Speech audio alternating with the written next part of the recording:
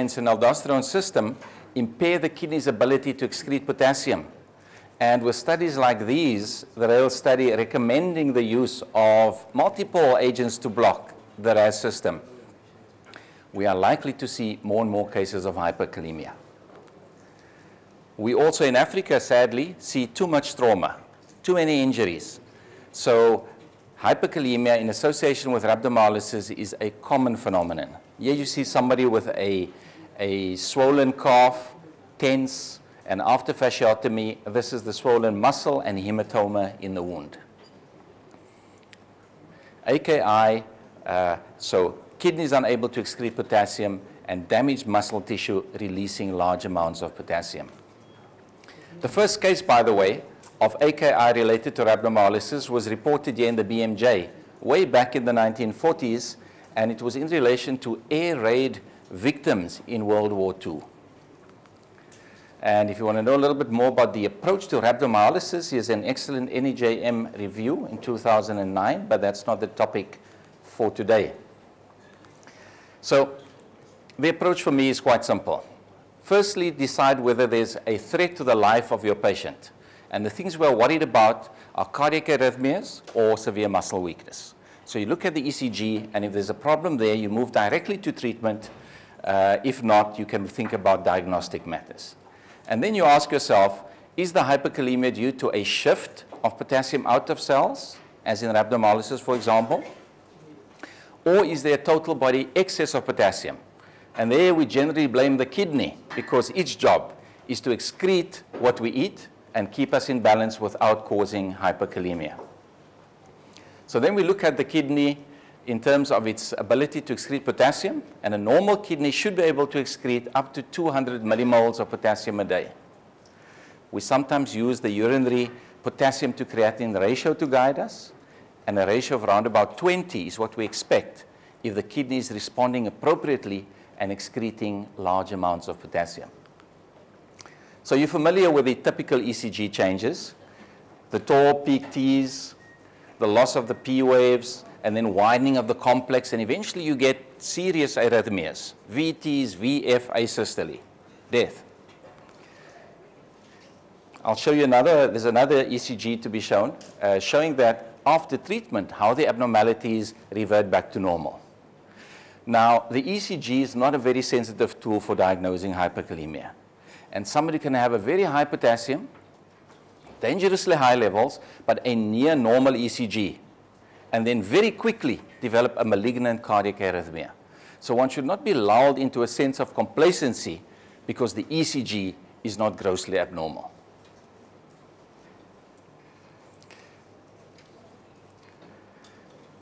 I'll continue for as long as I can remember which slide comes next.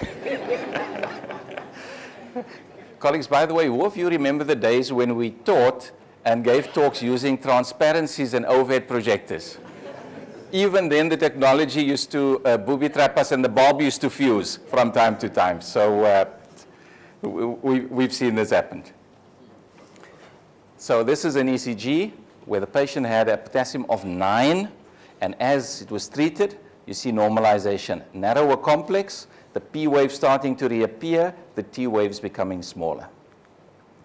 So what about the emergency treatment, which is going to be my focus for this part of the talk? 4 things. Firstly, protect the heart. Number 2, shift potassium into cells, and this is a measure to buy time. Because you shift it in, it'll eventually shift back out.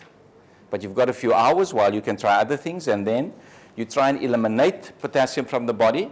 And of course, as common sense would dictate, you remove any sources of potassium intake, and you stop any drug which impairs the kidney's ability to excrete potassium.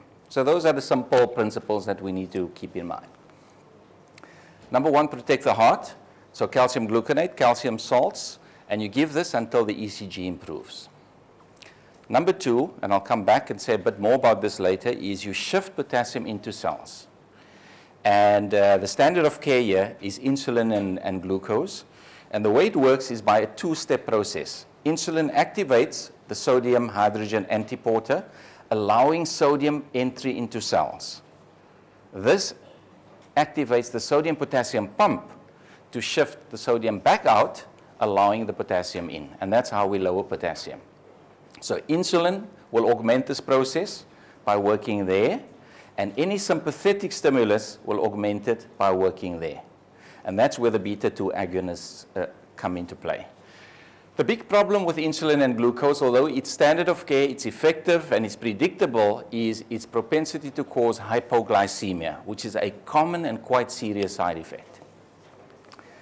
Step number 3, remove it from the body, and you can try and do this through the kidneys by giving saline, especially if the ECF volume is contracted, following this with some diuretic.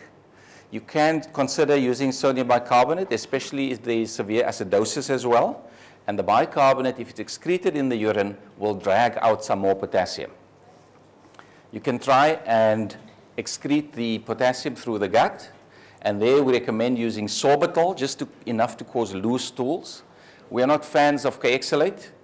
You may have come across the somewhat rare, but emphasized the side effect of colonic necrosis with Kayexalate. The absolute risk is quite small, but when you look at trials comparing sorbitol alone with sorbitol and Kayexalate, there is no benefit to adding the Kayexalate. So our recommendation is just use a laxative, cause loose stools, and thereby increase potassium excretion. And of course, dialysis next. And then stop all the potassium coming in, the food, the fruit, the juices, and stop the drugs that may impair the kidney's ability to excrete potassium.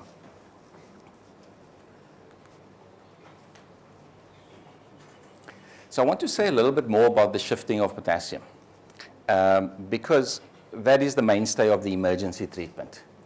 And I want to refer you to a nice study which Yazid at the back did as part of his MMed. This is the recipe we all use. We give some rapidly acting insulin together with 50% dextrose water. But the regimen itself, the details of the regimen are quite important. So this is Yazid's study. And the concept behind the paper was as follows. What if we gave the glucose alone without the insulin? Would the pancreas not release enough insulin in response to this glucose bolus and then shift potassium into cells and not cause hypoglycemia? So we did a randomized control trial, crossover design, and proved exactly that. Glucose alone can shift potassium, not as much as insulin does. So you can expect about a 1 millimolar drop, about 1 millimole per liter drop using insulin. Glucose alone, perhaps half that. But it does that safely without causing hypoglycemia. Now, in our paper, if you wanted to have a look, there's this table where we summarize all the studies on which our hyperkalaemia treatment protocols are based. What's interesting is that they're all quite small studies, small patient numbers, and in a recent systematic review, which included most of them, most of them were found to be of moderate, there was a moderate to high level of bias. In other words, they weren't studies of very high quality. So unfortunately, the knowledge base upon which we rest or which we determine our hyperkalaemia protocols, not very strong. There's room for more research. Now, I want to draw your attention to this column here, which is the percentage of patients in each study there, and that's in brackets, developing hypoglycemia. 50%, 20, 75, all the way down. So large percentages or proportions of patients are developing hypoglycemia. And this is in a clinical trial where patients are likely to be monitored more carefully than in routine clinical practice. Hence the rationale for our little study using glucose only. So what do we recommend? And this is the message for this part of the talk. Try and shift potassium effectively, but minimizing the risk of hypoglycemia. We suggest if you're going to use a bolus regime, 10 units of insulin and 50 grams, that's 100 moles of 50% dextrose water. Or you can consider using a continuous infusion over an hour where you mix 20 units of insulin and 60 grams of glucose. And if you decide that you want to remove potassium from the body through the gut, use sorbitol or some other laxatives without Kayexalate. That would be our recommendation. This is a suggestion from Stearns, who's one of the big names in electrolyte problems, published in KI. And he suggests that perhaps the optimal regimen is going to turn out to be something like this, where we give a small bolus of insulin, in this case 6, just to get high levels. We continue then with a continuous infusion over an hour of 20 units. And we give 60 grams of glucose spread over 2 hours to prevent hyperglycemia. That's a theoretical suggestion, hasn't been tested in clinical trials. Just 1 or 2 little pictures to show you. Yazid and I went to visit the gurus in the electrolyte and hyperkalaemia or potassium fields a few years ago. That's my mentor, Mitch Halpern, where I did my ISN fellowship 20 years ago, almost. And that's Kamal S. Kamal, who writes a lot about the treatment of hyperkalemia. And that is Yazid with Kamal in the coffee shop at St. Michael's Hospital, engaged in earnest debate with the expert. Okay, so that's hyperkalemia. Let's change tack and talk about hyponatremia. Now, you're likely to see acute hyponatremia in a very limited number of settings. Most commonly, it occurs in hospital, often post-op, and related to the administration of hypotonic fluids. In other words, something more dilute than normal saline, 0.9% saline. Outside of hospital, there are a few other settings, and I'll show that to you in a minute. So the main worry there is brain cell swelling. All right, because it's acute, the brain hasn't had time to adapt. So as the sodium concentrations fall, water moves into cells, and all cells start swelling, including brain cells. And your concern, therefore, is seizures, herniation, and death. So when you compare acute and chronic hyponatremia, they're like different diseases, right? This happens quickly, less than 48 hours, and the cause really is water overload. You don't get acute hyponatremia from sodium loss. It's always water gain. So you've got to identify where does this water come from and ask why isn't it being excreted by the kidney. These are the dangers to the patient, brain swelling, and you treat it aggressively by raising the plasma osmolality and plasma sodium using hypertonic saline so that you can move water out of the swollen brain. So you go down your algorithm, and if it's acute, you're looking for the source of the water load, and you treat aggressively. There's no place here for simply doing water restriction. You've got to be a lot more active. So let me tell you about a case. This lady was well, and she was being investigated for infertility, and they found a submucosal uterine fibroid. And they decided electively to admit her and resect this laparoscopically, working through the cervix. And as they do that, as the urologists also do when they do TURPs, they irrigate and they use 10% dextrose. And what happened in this case is that some of this lavage fluid got absorbed into the bloodstream. So what happened 2 hours into the surgery, they were virtually finished with the procedure. She had a sudden supraventricular arrhythmia and hypotension. And the anesthetist said, stop. And everybody stopped, and within a minute or two, it terminated spontaneously, and the BP came up, but they were all very anxious. So they sent off some bloods, and they found a plasma sodium of 90 and a glucose concentration of 100. And they shouted to the nephrologist for help. So this could be any one of us, right? Physicians or nephrologists. So they were there in a panic, waiting for advice. So now we're going to have a little bit of interaction, and you'll tell me what you think we should do. So it's acute, severe hyponatremia and very severe hyperglycemia. So what's the treatment for the next hour? So we'll vote, just to make it easy. Hands up who says we should immediately start some hypertonic saline to move water out of the swollen brain. Hypertonic saline. Okay. Who says definitely not hypertonic saline? There's a lot of abstention. Okay. Okay, who says normal saline? 0.9% isotonic saline.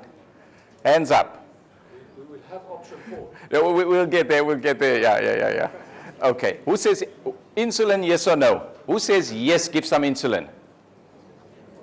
Who says definitely don't give insulin? Okay. Who says option 4? Okay.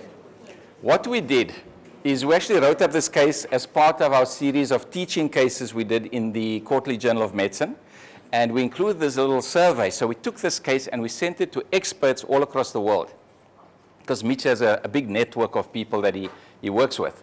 And we had 59 people, and they were endocrinologists, ICU people, nephrologists, and we asked them the same question, yes or no for each of these therapies. And as you can see, there was no consensus. Hypertonic saline, half yes, half no. Isotonic, 2/3 yes, 1/3 no. Insulin, half and half. So these experts who write the book chapters and the papers, they had completely different opinions, right? So what's the right thing to do? Let me try and convince you what I think. So what about hypertonic saline? Yep, we said that, and we said that, but is this patient's brain cells, are they swollen?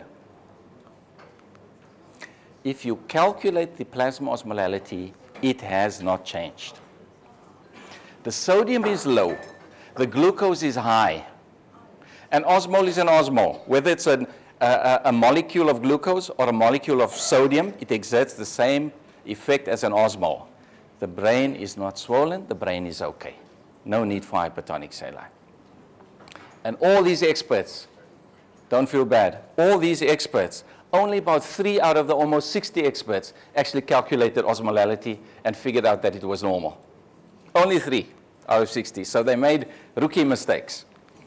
Okay, what about isotonic saline? And normally one gives normal saline, because a liter of saline, if I were to give that to you, the volume would stay in your extracellular fluid. So it's when you want to expand that compartment that's when you give isotonic saline, when you want to support blood pressure.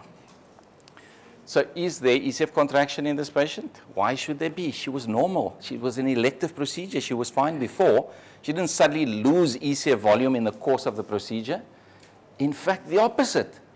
She was reabsorbing some of this lavage fluid. So this is what she started like, and this is what happened thereafter. So her ECF volume was in fact expanded.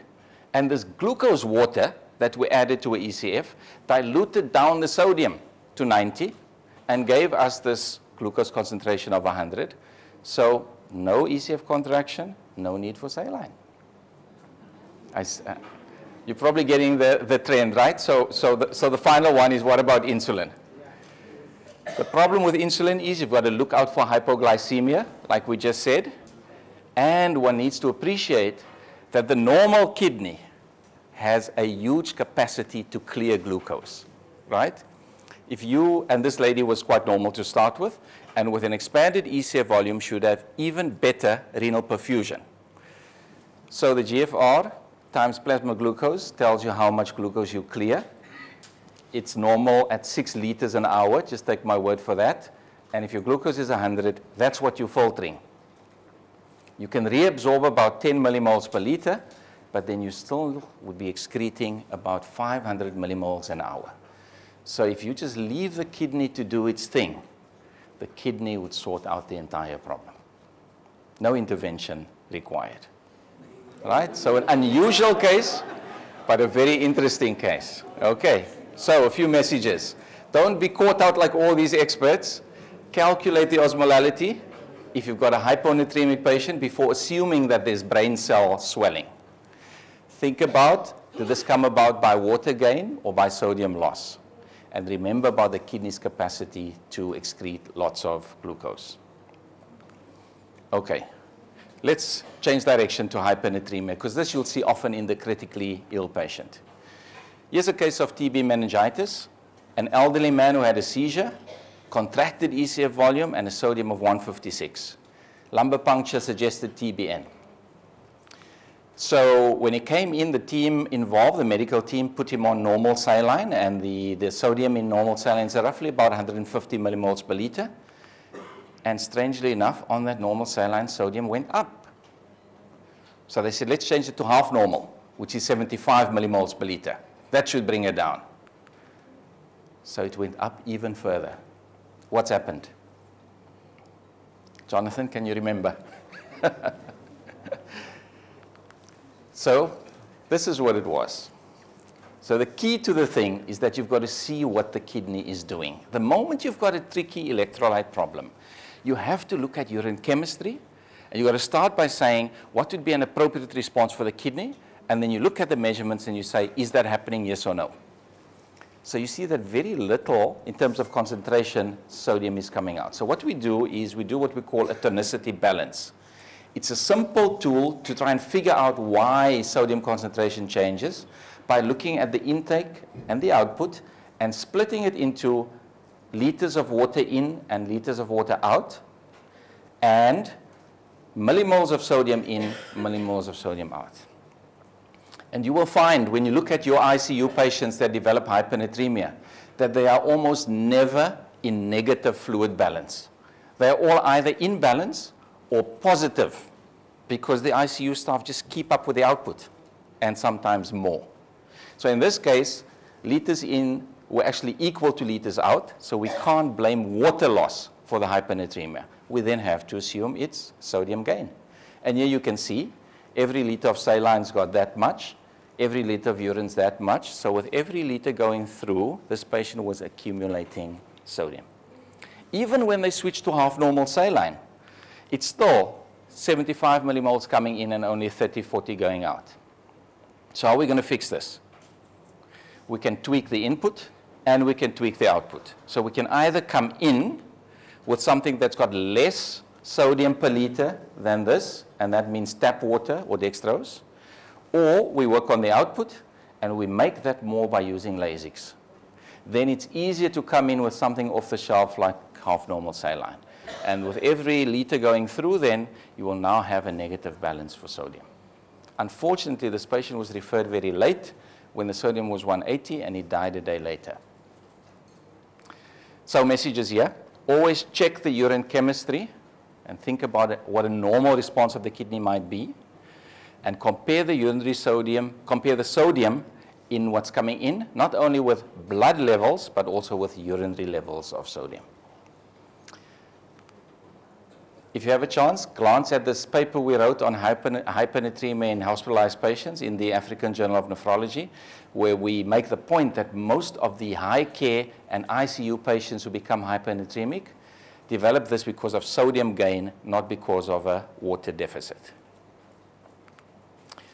Okay, last case and last section, metabolic acidosis. You see lots of this in the ICU. And how does the body deal with an acid load? And the commonest form of acidosis is lactic acidosis due to exercise, due to running. We need lots of ATP quickly. We use anaerobic glycolysis. We have a lactic acidosis. It's quite physiological. So how does the body handle this? With a good buffer system, and we try and buffer using bicarbonate. Buffering is bad when we use protein. So if our buffer system fails, then the protons start binding to valuable proteins like enzymes and transporters and whatnot. And that changes their charge. It can change their shape and their function. And that's when you start getting poor outcomes. Now, to force the use of the bicarbonate buffer system, you need a good circulation and good ventilation. So here's a cell. So we're down at the tissue level. In comes a proton load. And you want to buffer with bicarb, convert it to carbonic acid and CO2, and you want the blood system to carry it away, and you exhale it through the lungs. And that means that you need a low arterial PCO2 to start with, and a good circulation. If either of those two elements are not there, you'll get a buildup of CO2 and back pressure, so-called product inhibition, and then buffering will go down this route where the protons start binding to your proteins, your enzymes, and your transporters. So think about what's happening down at the level of the cell. Okay, the case I want to tell you about is that of acute metabolic acidosis in a prisoner who was cleaning the toilets at the prison. He was found collapsed, rushed into the emergency unit at Tygerberg Hospital. It wasn't actually Tygerberg, but I'll just say that because that's where I work.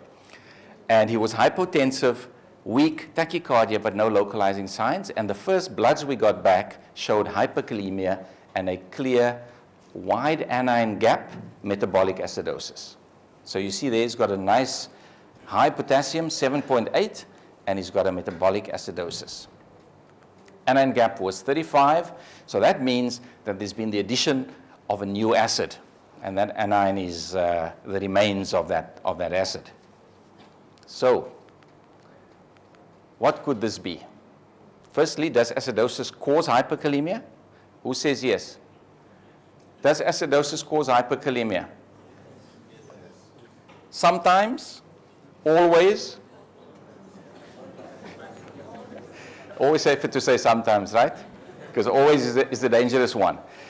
The thing is this. If the acid with which the body is confronted is an acid that it is used to dealing with, more specifically, if the anion of the acid is something we're used to handling, like lactate or beta-hydroxybutyrate in a DKA, then there are transporters in the cells for that anion. And when the H plus goes into the cell, the anion can follow. That's electroneutral. There is no driving force for potassium exit. Just think about it logically. Do we become hyperkalemic every time we sprint down the road? That would be bad design, right? We'd have arrhythmias all the time. But when the body is confronted by an unusual acid or large amounts of an acid that it's not used to dealing with in large quantities, like let's say you were to get a dose of sulfuric acid, the H plus would go into your cells, the sulfate would be stuck outside, the negative charge, and for electroneutrality, potassium would come out. So the hyperkalemia is a clue to the nature of the acid that caused the problem in this person. So it's not likely to be a simple lactic acidosis. All right? The other thing is, when acidosis happens quickly, there are only two possibilities. So this man was well, cleaning the toilets, and then he was collapsed with severe acidosis. It can only be a lactic acidosis from hypotension or poor tissue perfusion, or it's a poisoning. Either he's ingested an acid or an alcohol which becomes an acid. And the clue here for you, for those who don't know the case, is that he was cured by the intern within 5 minutes after they saw the blood results. What did the intern give this man? Anyone? What do you think struck the intern when he looked at the lab results? Okay? Wouldn't the intern have been very worried by that? What's principle number 1? Protect the heart. So the intern gave this man calcium salts. And this is a case of citric acid poisoning. Now, citric acid you find in lots of cleaning solution. And one of the things citrate does is it chelates or it complexes calcium. Right? We know this because it's a protective factor against kidney stones in the urine. You want citrate in your urine so that you don't get calcium-containing kidney stones. All right?